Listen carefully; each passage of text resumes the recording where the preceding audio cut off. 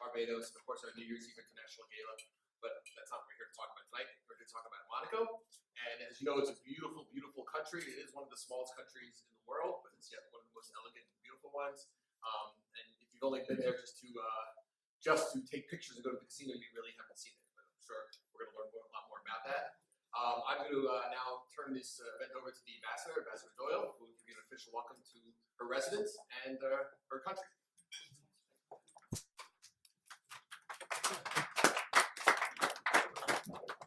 Thank you very much, Greg. And first and foremost, let me warmly welcome all of you here at the Monaco residence on Monaco Avenue.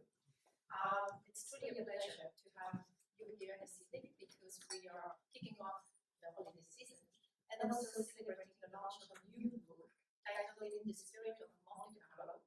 This book was published by Aspen and written by celebrated author Pamela Fiore. You know, but as I am speaking, I also wanted to share with you very exciting news tonight.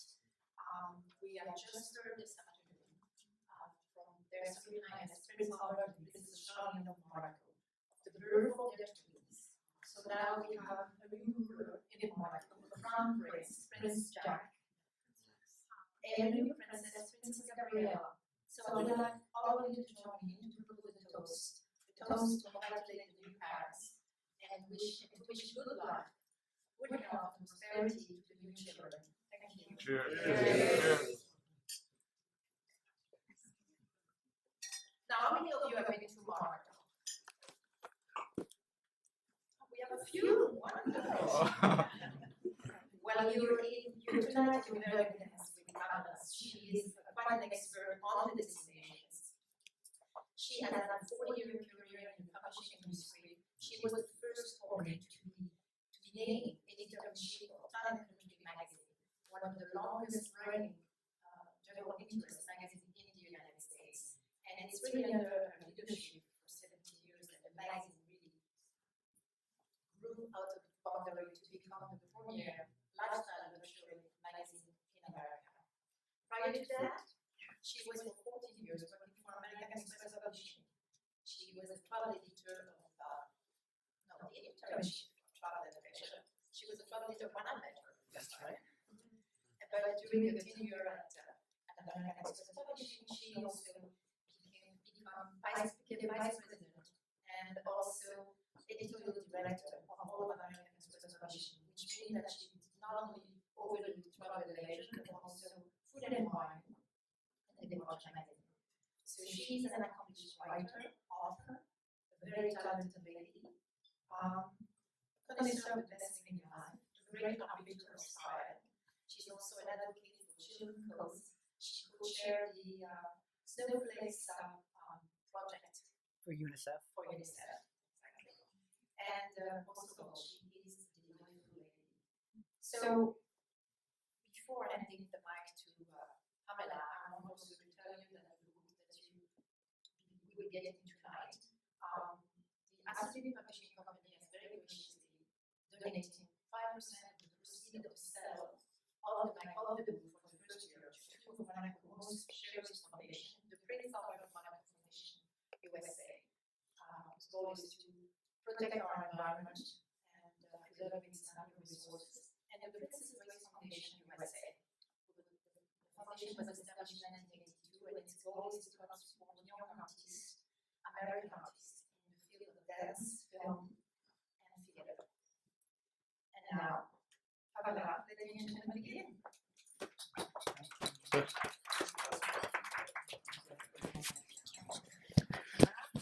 Born. Well, we have two babies born for Monaco, and it is thrilling news. Maggie and I were actually together at a luncheon when the phone call came, when the message came, and we knew that the babies were going to be due soon, but we had no idea that they would come today, on the very day that we're having this wonderful event. So many of you have already been to Monaco and to Monte Carlo, and I guess you did okay at the casino because I don't see anybody looking poor. Maggie and I go back a long, long way. young. But we actually met in 1972 or 73 when a hotel called the Lowe's. Can you all hear me? When a hotel called the Lowe's opened, which was built to compete with the casino in Monte Carlo, the main casino. And I took a tour of Monaco, and my tour guide was this very pretty young lady who was born in Monaco, Monegasque, and it was Maggie. Maggie came to the United States. She worked for the tourist office, became head of the tourist office, became consul general, and now she is the ambassador. So if you talk about upward mobility, she is a fantastic, fantastic example of it, and I couldn't be happier for her because if the principality was very smart in choosing you, Maggie, because you're full of ideas and you're full of enthusiasm and you are a great representative of your country. People ask me how a book like this comes about. It's part of a series that Asseline does called In the Spirit of. The first one was Capri, the oldest island on the face of the earth. The second one was St. Bart's in the Caribbean. The third was Palm Beach. All of these are islands. Monaco is not an island, but it behaves like one. It is its own principality. It's been ruled by the same family for more than 700 years, the Grimaldi's. It hugs the shores of the French Riviera, but it's really not part of the French Riviera.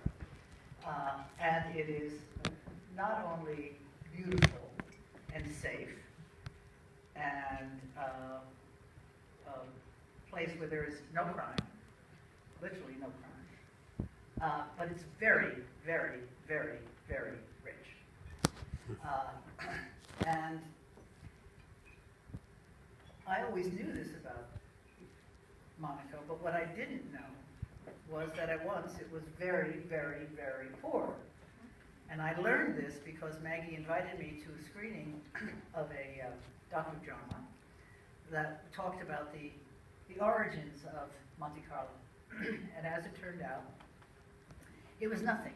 It was a barren place. It was a rock. They had no natural resources, and it was on the verge of bankruptcy. This was in the late 1800s. And the mother of the ruler at that time, Prince Charles I, yes, third.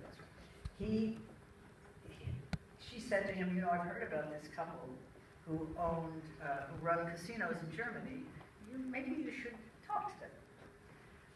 His name is Francois Blanc, and his wife's name is Marie, and so he was persuaded by his mother, always listen to your mother, to come and pay a visit, and they came up with a plan to create what is now Monte Carlo.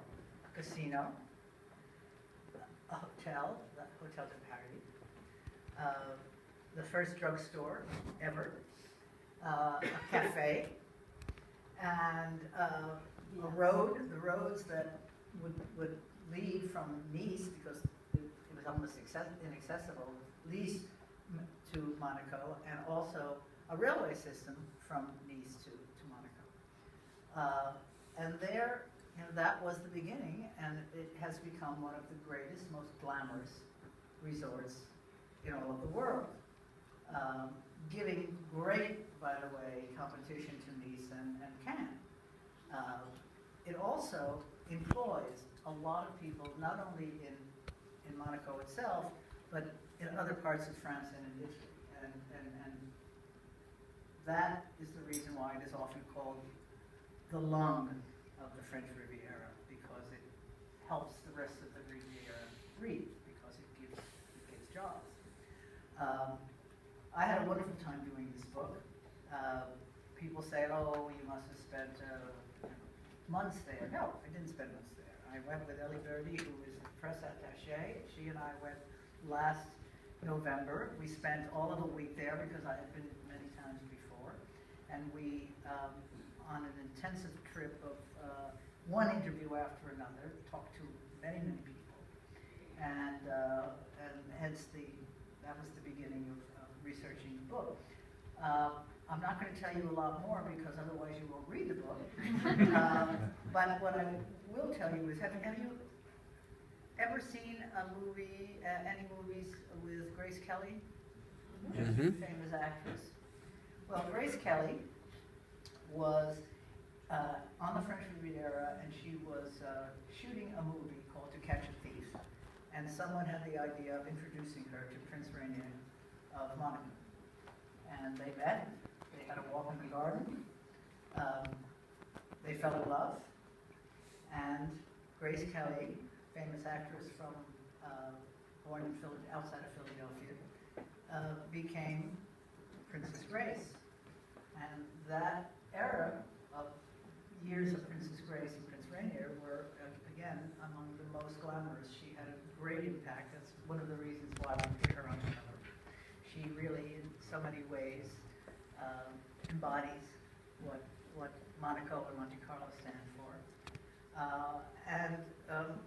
I think that you will find, when I was there, I was very interested to see how the Principality had evolved.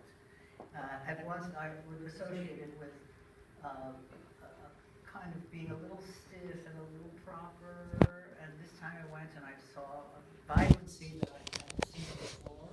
A lot of it's having to do with the reign of Prince Albert II, who was Rainier's son. And also, to walk along the streets and see younger couples with their children, and the banking business and the investment business is booming, and it has actually become a model for many other countries. And if we could all run our countries the way the Principality does, I think we would be in very, very good shape. So we have 123 different nationalities living in Monaco on one square mile, and they all get along. Yeah, so why can't we all get along in Washington, I ask? So I just want to say that if I had to sum up Monte Carlo in 3 words, it would be these 3: paradise,